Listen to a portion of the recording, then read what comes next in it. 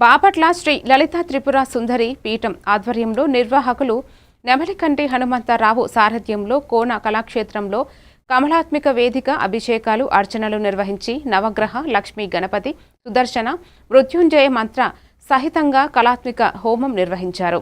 సాయంత్రం 125 మంది సువాసినులతో కుంకుమార్చన, పుష్పార్చన, ధూపసేన, ఏకాదశ మధుర పదార్థ నివేదనలు, హారతులు ఘనంగా జరిగాయి. ఈ సందర్భంగా పీఠం వారి క్యాలెండర్ను ఆవిష్కరించగా అర్చక స్వాములు మేడూరి అప్పలాచార్యులు తదితరులు పాల్గొన్నారు. కార్యక్రమానికి హాజరైన భక్తులకు వివిధ రకాల ప్రసాదాలు అందజేశారు. ఈ సందర్భంగా శ్రీ లలిత త్రిపుర సుందరి పీఠం వారి క్యాలెండర్ను ఆవిష్కరణ జరిగింది.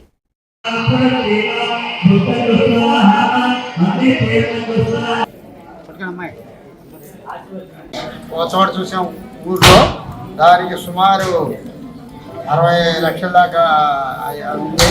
కానీ ₹1 కానీ దేవుడు చూడడానికి అమెరికా నుంచి అడిగాం.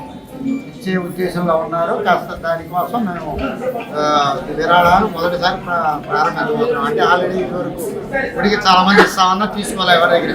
ఎందుకంటే గుడికి అయితే తీసుకోవాలి. ఈ స్థలం కొనడానికి ముందు మొదలుపెట్టి ఈ గుడి కడతాం అనేది ప్రారంభం చేస్తాం. తిరుమల శ్రీ వెంకటేశ్వర స్వామి వారిని పలువురు ప్రముఖులు దర్శించుకున్నారు.